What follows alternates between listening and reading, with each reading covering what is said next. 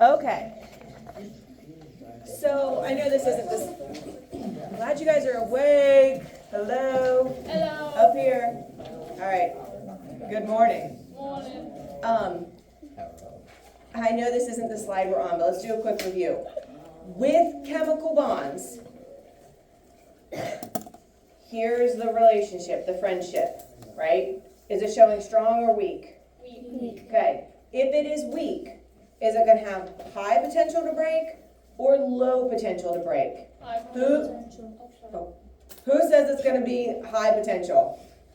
Okay. If it's weak, it has the ability to break, and when those bonds break, then that's when the energy gets released, right? So what is this showing?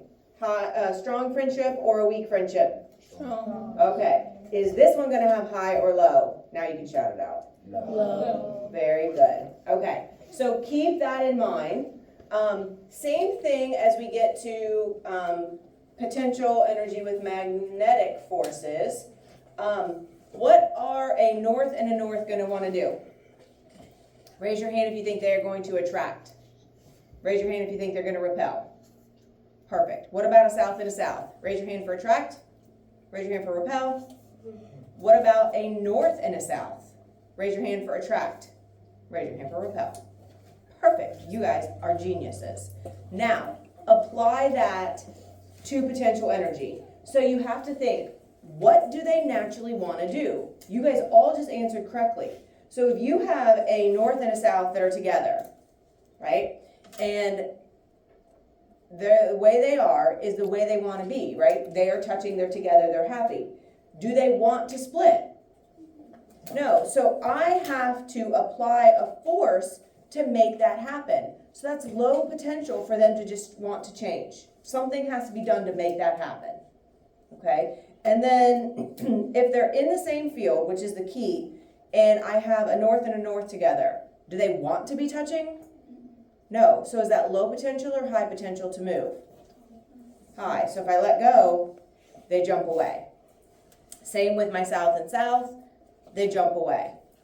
Okay? So if you have them in a position that is not normal for them, then they are going to want to move. If they're in a position, if I have a north and a south and I move my hands, low potential. They're not doing anything. They're happy.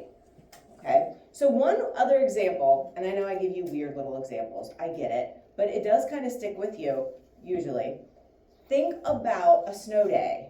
Ooh, we'll have some, right? If your friend calls you up or texts and is like, hey, my mom will come pick you up. Do you want to come over here and spend the day? Right? You're over there, you're having a great time. Then your mom texts and is like, hey, do you want to come home and babysit your little cousins? Think about that. Are you going to have high potential to leave this great situation with your best friend having a good old time at her house or his house or whatever and leave and go home and do work? Low potential for that to happen, right? So if you're where you're at, you're happy, you're having a good time, you're stable, satisfied, life is good, you're not going to want to leave that situation to go and do work or do something like babysit your bratty little cousins or maybe the neighbor kids that you don't want to babysit, right? So even thinking of it like that, think of it, in those terms. Or you're at home stuck babysitting and you're like, oh my gosh, this is terrible. These little brats are making me crazy, right? And then your friend texts and is like, hey, if you're allowed, we can come pick you up. And your mom's like, okay, you watched long enough, like you can go ahead and go. Do you have low potential to stay or high potential to leave? High to leave. Ronan's like, get out of there, right? So again, think of it kind of in terms of real life things and then apply it to our magnets. So let's take a look. This is the slide that we are on, number 20. Everybody have 27 good? Mm-hmm. All right, let's take a look at 28. So imagine I'm holding the two magnets in place, right? And when I release them, do they have high potential to move or low potential to move? So the first thing, they're in the magnetic field. So if they're going to do something, they will. Because if I have them too far away, we know they're out of the field and they're not going to do anything. So imagine that they're in the field, and so if they're going to change, we would be able to see that. So if these south and south are away, is that how a south and a south typically would like to be?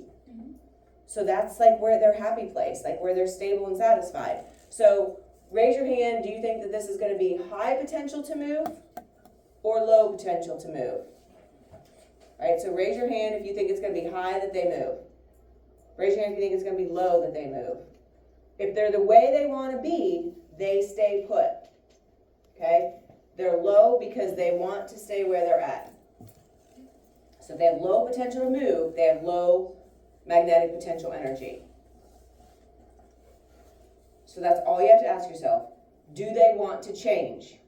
If they want to change, that's high potential to move. If they don't want to change, low potential to move. Okay? Take a look at this one. The north and the south are within the field, but they're separated. Is this how a north and a south normally want to be? Okay, do they want to be as close as possible? Okay, are they as close as possible? Right, so if I'm holding these, that's what you're imagining. Right, so if this is not how they normally are found, do they have high potential to want to move or low? Raise your hand for high. Raise your hand for low. I think you're getting it.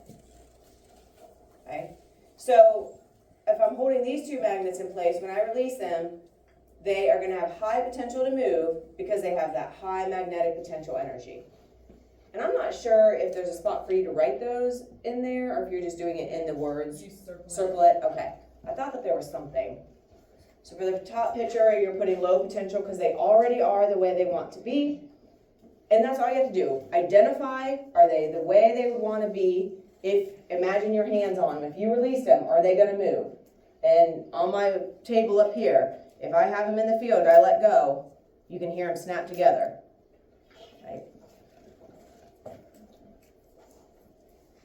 Okay.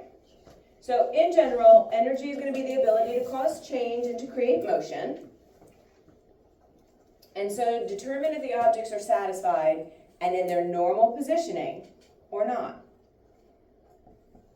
And again, I feel 100% confident that you guys know, like, north and north are going to be away, south and south are going to be away, and then a north and a south will want to be touching or together. And so if they're in their satisfied and normal position, just like you hanging out with your best friend on a snow day, having a great time, you're going to have low potential to move, which means low potential energy. And this is true of the magnetic. This is true, like if you associate it with like a strong bond and a weak bond. It's true of the elastic, right? Normal positioning, not normal positioning. Right? You have low or high potential to move and get back to normal. So if they're not satisfied and not in their normal positioning, then they're going to have high potential to move. And this is not difficult, but it is easy to like flip it. You really, more than anything we've done so far, you have to take your time in your mind, have it firm, what is normal? And then just ask yourself, are they in that position? And go from there. All right, because I feel confident that you can all say, yes, they're in their normal, or no, they're not in their normal, and then go from there. Okay, but you can't rush it. You have to really take your time and make sure that you are, answering it the way you're meaning to answer it. All right, let's stop this. Do not let me lose track of time, okay?